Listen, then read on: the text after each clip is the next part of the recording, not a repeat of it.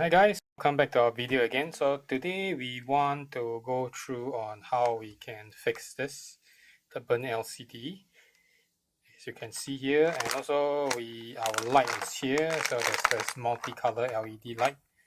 We're gonna give it a try. Seems interesting. And of course we stand by a standard headlight for inspection. This is just for fun. So we first start off to take this out. Okay, we realize that this is broken also, so you can see here. Okay, so probably we will have to epoxy glue it back later on. It was glued with hot glue gun, but it wasn't very tidy, so we strip off. So now we gotta remove this. Okay, so this is the last one. Okay.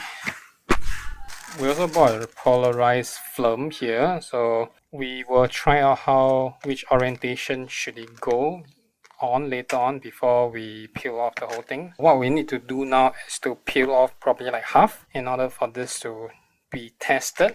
Okay, I think in order to remove this, we have to take out these two screws and also unpin this 4 points here. So what we are trying to do now is to peel off this top layer. Peel it off slowly, probably just half of it. Seems like this is deeper than we thought. Okay, seems like it's an internal burn. Okay, so if it's an internal burn, then we need to look for the expert. So what we want to do is we want to stick this back here. Okay, something like that. Okay, but we need to scrape off all the glue residue. Okay, it's supposed to be something like this. So what we need to do now is we need to mix the epoxy. So there's two parts of this epoxy. Basically, you just mix the gray with the white one, 1:1 proportion. It will cure within the first 4 minutes, and then it takes about 24 hours to be fully hardened. So what we need to do now is squeeze this out. You don't need a lot, probably like that. And then the other part about the same. And then you can start mixing it. Something like that. Don't need to be very professional about it. So once you got it, you just apply here. And then try to fit it in accordingly. So make sure it's straight lah. Okay, because later on if it's not straight, then you might have difficulty fitting back into the rubber boot. Okay, so take some more and then just put it at the side. Just want to cover it one round around it. Okay, something like that. We will touch up here a little bit more. Okay, so done. We will move on to the fairing. So hopefully they can bond to each other. There's some crack here, so we can also fill up the crack. So we have done it more or less like that. Okay, so we cover the side and then we squeeze some in.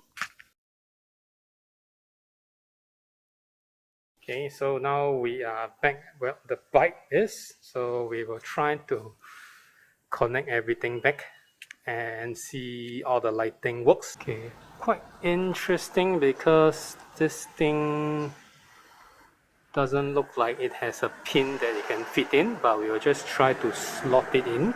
Okay, so what we realize here is that it doesn't fit in.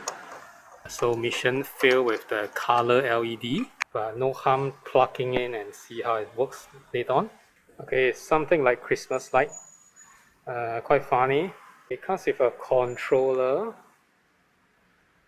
Okay, so you can fix it at permanent colorway. So you can off it. Okay, so now we got the tail light. So we want to fix it in. Okay, so we remove this two screw here. Okay. We will try to turn on and see whether it lights up. So looks good, very bright, brighter than I wish it to be. Okay, so sad to say we have to use the spare one or the one that we for LT inspection. So we fitted it in. Now we will power up and see what happened. Okay, so the light is there.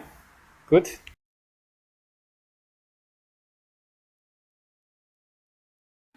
Okay, we came back in the next morning. So what we are trying to do here is just do some tidy up work. Since we are waiting for the meter to be fixed by the professional, so we have to do all the other stuff first. Our theory here is that since the coolant can be that bad, I believe that the fork is also that bad. So what we're trying to do is we're trying to jack up the front end and see how much static slack we are losing from the fork.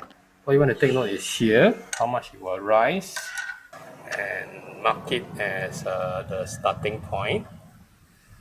So this is the starting point. Now we see the wheels is totally off the ground. So this is how much static slack that we are losing. Okay, actually not that bad.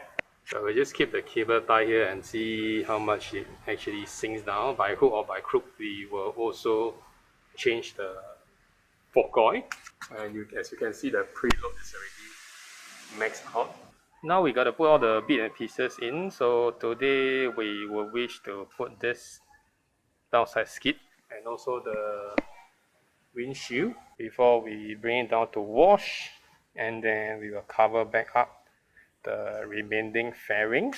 Okay, initially you want to change the engine oil, but inspecting the engine oil, it looks quite healthy, so we will keep it a little longer, and then we will flush it together with the fork oil and the coolant on the next few thousand kilometers. Okay, so this goes to be underneath here, and then it has some rivet. Okay, I need to slide it in to plug it in. Now it's the visor, so we will try to fit it in. Now it's in place, we can put the bolt back. So just align the screw hole. We also have replaced the old screw because it's stripped, as you can see, with a new one. To do now is just tighten all the bolts. Okay, so before we bring it to wash, of course, we have to put back all this seat covers. If not, your water will just seep through, so we also need to cover this part. However, we need to bring the seat to re-ramp because there's a few punctured here. Okay, so we clip it in and then just insert the screw and then tighten it. So I spotted some rough area here, probably due to some slide or some whatnot. So we will use the grinding stone to polish and smoothen it out. So after some grinding and polishing, so it looks much better now. At least it's not jagged and sharp. Okay, after a heavy downpour and peak queuing, so we managed to have a slot here. So we will wash our bike here at our washing bay. Let's start washing.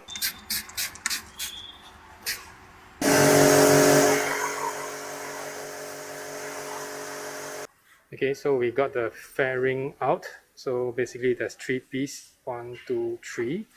We disassemble it and then wash it back in our home and then reassemble it.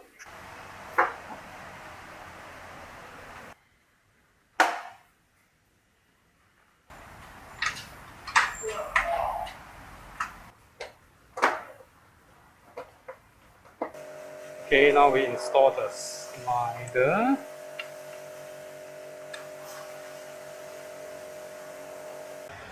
So we tighten both sides.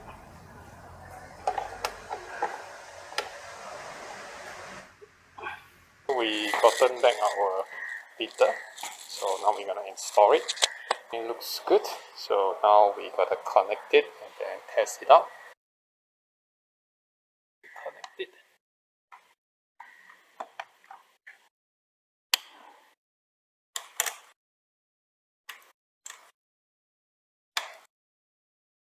Okay, nice. We do it a negative color so it's easier to see, especially in the day, and at night it doesn't really glare you with that orange backlight. Alright guys, so that's all for this video. we will go and fill in some premium petrol to clean the internal cylinder, decarbonize it, because the valve has some carbon buildup as we were doing the clearance early on. So hope to see you on the next video. Bye bye.